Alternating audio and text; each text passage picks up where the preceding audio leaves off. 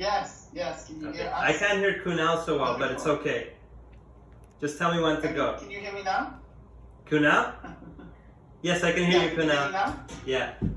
Okay, wonderful. Oh my God, there's someone. We got the kiddies here. We got the family here. Yeah. Oh, I love that. Okay, well, Jay, I mean, you've got an extraordinary life and an extraordinary family and an extraordinary fatherhood. So I want to let you share your story. Thank you. So with that, I'm going to give the stage to you. Thank you very much, Kunal. Well, good morning, everyone. It's a real honor to be with you on Father's Day in what by any measure has been a challenging year for us all. I want to begin by acknowledging that there is someone who is not able to experience Father's Day this year with his 5 children, and that's George Floyd. What happened to George Floyd was both outrageous and tragic, but sadly an all too frequent occurrence in our society.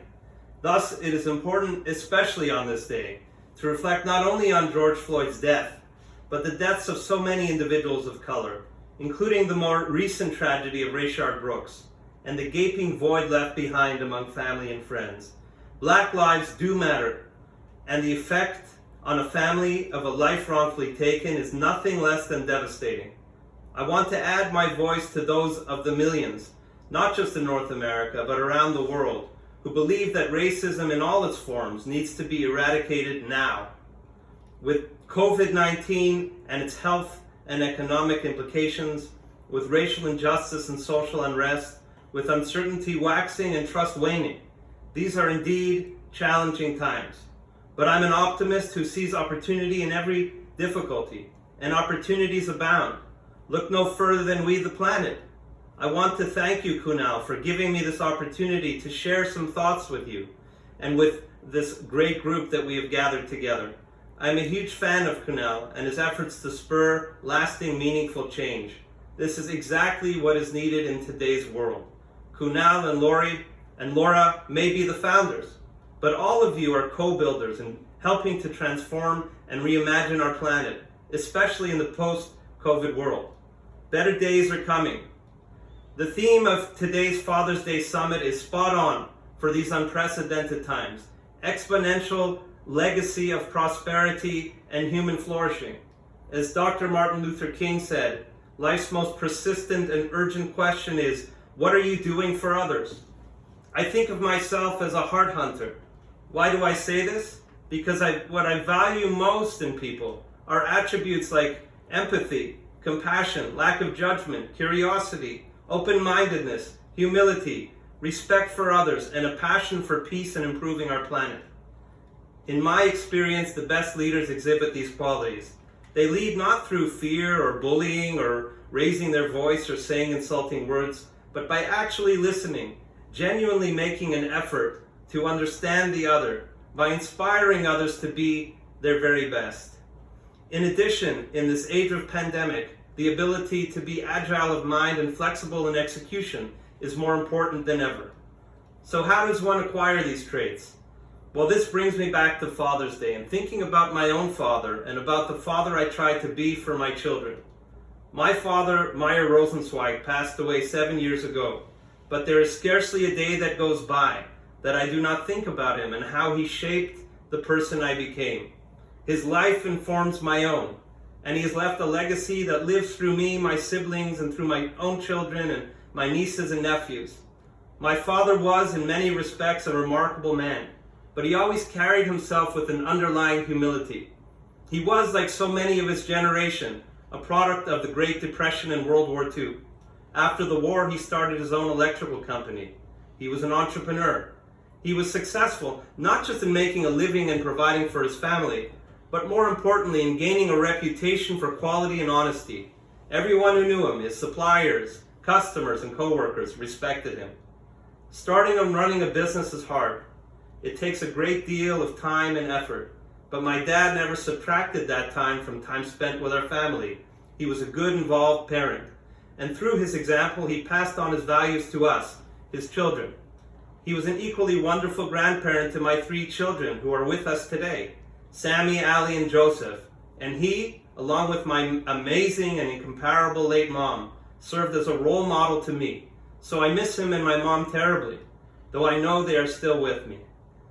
Now I live a busy life, as most of you do. My interests extend well beyond helping companies with leadership strategy. I serve on a number of nonprofit boards, including the Raoul Wallenberg Center for Human Rights, and when we band together, and Director X's Operation Prefrontal Cortex and Hands Around the World, and the Rosenzweig report, which I founded 15 years ago to track gender diversity in the corporate leadership ranks. And I advise and invest in many emerging growth businesses, typically at the intersection of profit and purpose. But all of that takes a back seat to being a dad. As Winston Churchill put it, we make a living by what we get, but we make a life by what we give. Which brings me back to exponential legacy, which has always been a purposeful journey for me, leaving the world a better place. To fulfill that, where better to start than with my children? There is absolutely nothing more important to me than being a father and husband. One of the greatest accomplishments my beautiful wife Renee gave me was when she said, "Jay, no matter how exhausted you are, no matter where you have been or what you have been doing, you always light up when you walk through the door and see our kids." And it's absolutely true. It's like a switch has been turned off when I get home. I try to instill in my children, by speaking with them constantly about these things, and also by example, the importance of things like respect for others, including their elders, especially their grandparents, a sense of social justice, including racial injustice, the value of having a good work ethic, including the pride one can take in a job well done. I also talk to them of the value of listening, truly listening to others. I model this by listening intently to them, because I learn so much from them, including about myself. I encourage my kids to pursue their passions, whether it's arts, sciences, business, whatever makes them feel alive, to experiment and not feel pressured to quote-unquote find themselves if they don't have a path they are certain about.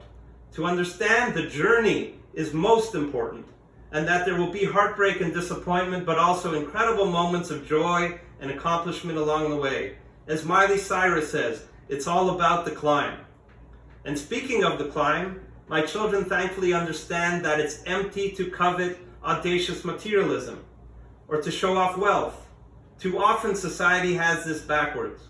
Unfortunately, there are a lot of broken, weak leaders out there who have fooled millions into thinking they are the model of strength.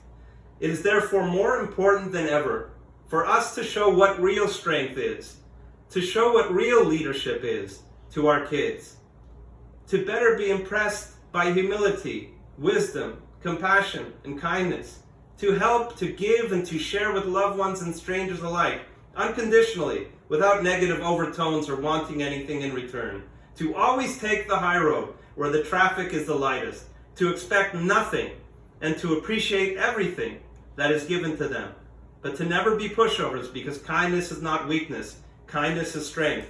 Be skeptical, ask a lot of questions, be firm, and say no when that is called for, but always do so with grace and class. In a nutshell, I hope my children will always care about the world around them.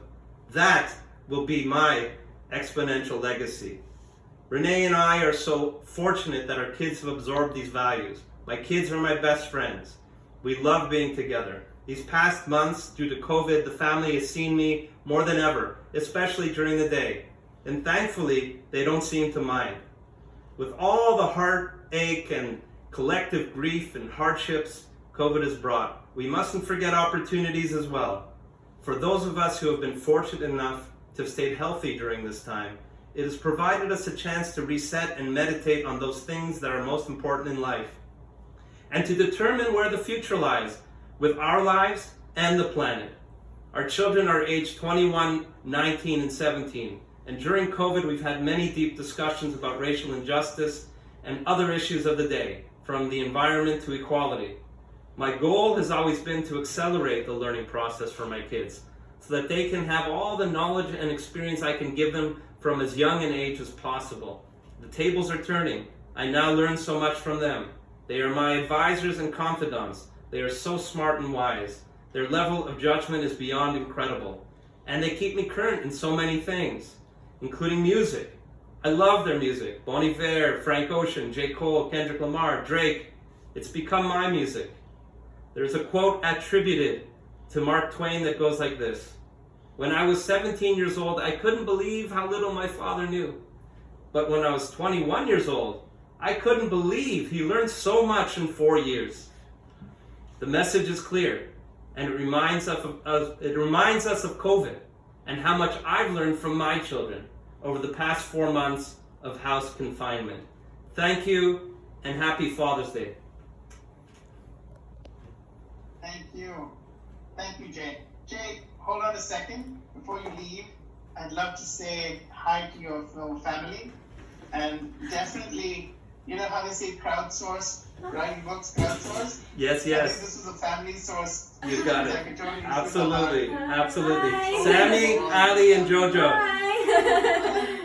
Hi. Thank you for having us, Kunal. Come behind your father so we can see you.